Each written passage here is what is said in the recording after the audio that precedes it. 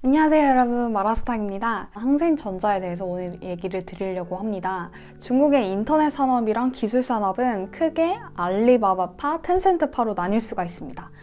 알리바바가 지분을 투자하면 텐센트는 보통 그 경쟁사를 매입을 하거나 아니면 예외적인 케이스로 동시에 지분을 투자하거나 이런 케이스가 많은데요. 대부분 그렇게 투자를 하는 기업들의 배경이나 속성을 보시면 플랫폼 비즈니스가 많습니다. 그런데 A주 중에서 기술력이 좋다고 생각을 하면 알리바바가 몇몇 기업들의 지분을 이렇게 사기도 하는데, 그 중에 대표적인 게 항생전자입니다.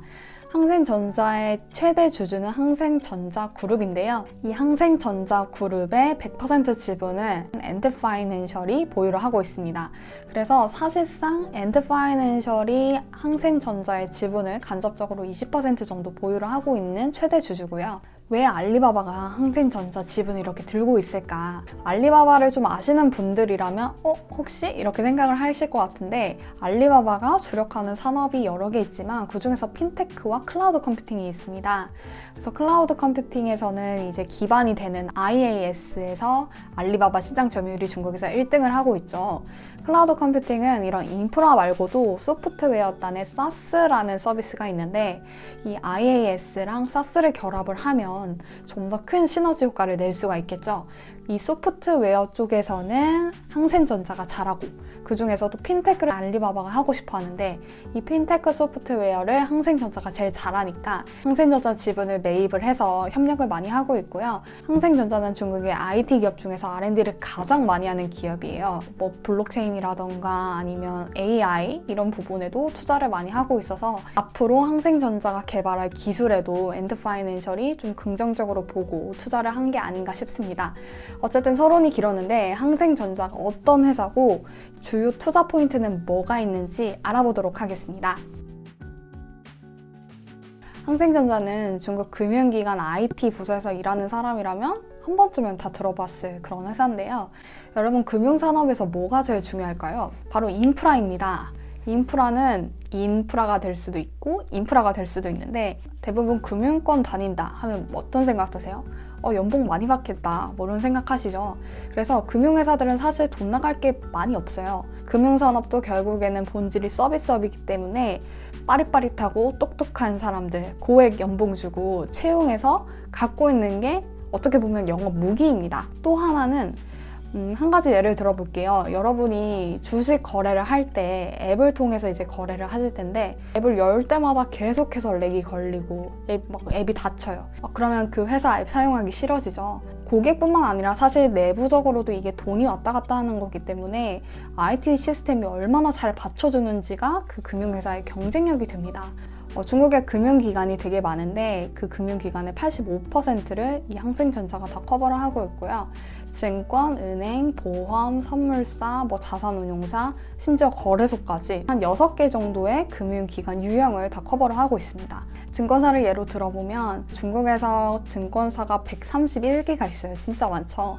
이 중에 120개가 항생전자의 고객이고요. 은행 같은 경우에는 4,000개 정도 중국의 은행이 있는데, 우리가 알고 있는 중국은행, 공상은행, 건설은행, 농업은행 이런 애들은 워낙 규모가 크기 때문에 내부적으로 IT 부서가 워낙 큽니다.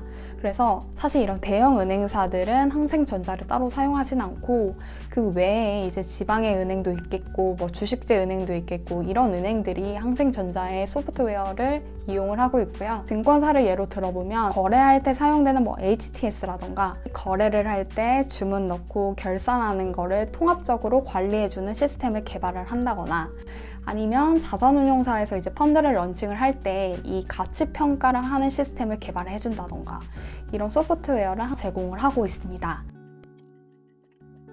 제 커뮤니티 댓글에 어떤 기업이 가장 진입장벽이 높냐라고 하셨는데, 항생전자가 그렇게 높나? 라고 생각하실 것 같아요. 근데 이 금융은 이 소프트웨어를 구축을 하는데 굉장히 많은 돈과 시간이 듭니다. 그런데 내년에 좀 더 저렴한 소프트웨어가 나왔다고 해서 이거를 바로 바꾸지 않겠죠. 그만큼 고객이랑 한번 계약을 체결을 하면 오래 유지되는 경향이 있고, 다른 경쟁사가 뛰어들어서 단기간에 이 항생전자 MS를 가지고 오기에 제약이 있는 산업입니다. 증권 브로커리지 소프트웨어를 제외하고 나머지 분야에서 항생전자의 MS가 거의 90%에 육박을 하고요. 증권산업 같은 경우에는 중국의 찐지연구펀이라는 기업이 2위를 차지하고 있긴 한데 매출액은 항생전자보다 많지만 할인을 많이 하는지 아니면 개발 비용이 많이 들어서 그런지 몰라도 순이익이 아직도 적자를 기록하고 있습니다. 그래서 사실 핀테크에서는 항생전자가 독보적인 1위라고 보시면 되겠고요. 투자 포인트 첫 번째로도 연결이 되는데요. 독점적인 지위를 갖고 있다라는 게 되겠고요. 그리고 두 번째는 이게 소프트웨어를 제공하다 보니까 마진이 굉장히 높습니다. 물론 이 서비스를 이용하는 입장에서는 돈이 많이 들어요. 근데 항생전자 입장에서는 한번 소프트웨어를 설치를 해주고 나면 그 이후에 고객한테 들어가는 돈이 많이 없죠. 그래서 대부분의 이 항생전자 사업의 매출 총이익률이 90%에 육박을 합니다. 앞으로는 어떤 성장 가능성이 있을까? 이걸 많이 궁금해 하실 것 같은데요. 중국이 계속해서 드라이브를 걸고 있는 산업은 크게 두 가지입니다. 기술산업, 금융산업. 금융산업은 계속해서 개방을 하고 있죠. 이런 기관들이 중국에 들어왔을 때 소프트웨어가 당연히 필요하겠죠. 듣도 보도 못한 애들 거 쓸까요? 아니면 이미 입증받고 그 업계에서 탑인 애들 걸 쓸까요? 당연히 항생전자 거를 사용을 할 수밖에 없겠죠. 신뢰도가 중요하니까. 근데 그거 들어오는 기간 몇 안 되는 거 아닌가 할 수도 있는데 중국이 금융 규제를 강화하느냐 완화하느냐에 상관없이 항생전자의 그 소프트웨어 수요는 꾸준히 증가한다는 게 관건입니다. 예를 들어서 규제가 강화가 될 때는 이 리스크 통제가 중요하게 되죠. 그래서 좀 더 모델링을 섬세하게 한다거나 리스크를 평가하는 또 다른 소프트웨어가 필요하게 되는데 거기에 맞춰서 또 다른 소프트웨어 수요가 늘어날 수가 있고요. 만약에 규제가 완화가 된다 하면 증권사나 자산운용사 입장에서는 좀 더 다양한 상품을 런칭을 하겠죠. 가장 가까운 예로는 지난해 7월에 중국이 광학창업판이라는 걸 오픈을 했죠. 중국이 광학창업판이라는 새로운 보드를 런칭을 하면서 그 보드에 맞는 가격 결정 시스템이라던가 거래 시스템이 또 필요하게 됩니다. 그래서 항생전자가 지난해 3분기에 어닝 서프라이즈를 기록을 한 것도 광학창업판의 힘이 컸다고 보면 되겠고요. 중국은 아직까지도 금융시장이 그렇게 다각화되진 못했어요. 선물시장도 개방을 하고 있긴 하지만 그 상품 종류라던가 해외 기관들의 참여가 아직까지는 낮기 때문에 시장이 개방되고 상품이 다각화될 가능성은 꾸준히 존재하고 있다. 거기서 항생전자의 소프트웨어 수요는 계속해서 늘어날 수밖에 없다라는 게 항생전자의 투자 포인트라고 할 수가 있습니다.